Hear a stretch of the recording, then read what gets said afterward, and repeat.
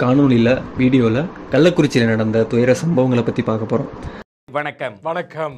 அண்ணா சூர்யா சில விஷயங்கள் தெரிவிச்சிருக்காங்க. அதை நம்ம இன்னைக்கு விரிவாக பார்க்க போகிறோம். அவங்க சொன்ன விஷயங்களில் சில முக்கியமான கருத்துக்களை எடுத்து நான் இன்னைக்கு பேச போகிறேன். நம்ம இந்த சொசைட்டியில் இருக்கோம், எல்லா மனுஷங்களுக்கும் உண்டான உணர்வுகள் நமக்கும் இருக்குது. ஒரு சின்ன ஊரில் 50 மரணங்கள் பேரிடர் காலத்தில் கூட நடக்காத துயரம்ன்றத சொல்லியிருக்காங்க. அரசு நிர்வாகமும் ஆட்சி நிர்வாகமும் விரைஞ்சு செயல்பட்டு இழப்பை குறைக்க போராடி கொண்டு தான் இருக்குது. அது ஆறுதல் கொடுத்தாலும் நீண்ட கால பிரச்சனைக்கு இது குறுகிய கால தீர்வு என்கிற இந்த வழக்கமான அணுகுமுறைன்றது பயனை கொடுக்காது. சென்ற ஆண்டு இதே மாதிரி மெத்தனால் கலந்த விஷசாராயம் குடிச்சு 22 பேர் பலியானாங்க.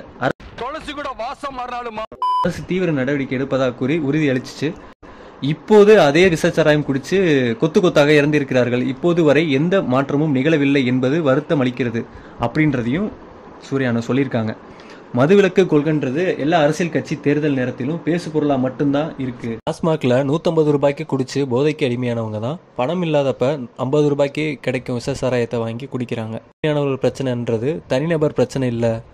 இங்க ஒவ்வொரு குடும்பத்தோட ஒட்டுமொத்த சமூகத்தோட பிரச்சனைன்றத நம்ம எப்போ உணர போறோம் அப்படின்றதையும் குறுகிய கால தீர்வை கடந்து மாண்புமிகு தமிழ்நாடு முதல்வர் அவர்கள் மதுவிலக்கு கொள்கையில் மக்கள் நலன் சார்ந்த முடிவுகளை எடுப்பார் என மக்களோடு சேர்ந்து நானும் நம்பிக்கையோடு எதிர்பார்க்கிறேன் அப்படின்னும், சட்டவிரோதமாக விற்பனை செய்யப்பட்ட விஷசாராயத்தை தடுக்க தவறிய ஆட்சி நிர்வாகத்திற்கு கடும் கண்டனம், இறந்த உயிர்களுக்கு ஆழ்ந்த இரங்கல், மருத்துவமனையில் இருப்பவங்க மீண்டும் வர பிரார்த்தனை இப்படின்னு சொல்லி தனி ஒரு விதி செய்வோம், அதை என்னாலும் காப்போன்னு ஒரு விஷயத்த முன் வச்சிருக்காங்க. மக்களுக்கு சுதந்திரம் வழங்கி வாழ்வை ஆதரிப்பது உண்மைனா டாஸ்மாக் போன்ற வாய்ப்பு கொடுக்கும் வாழ்வு எவ்வளவு வலு அடைந்துள்ளதோ அதே அளவு மீள்வதற்கும் வெளியேறுவதற்கும் வாய்ப்புகளை ஏற்படுத்தி தருவது அரசின் தார்மீக கடமை அப்படின்றதா என்னோட கருத்து.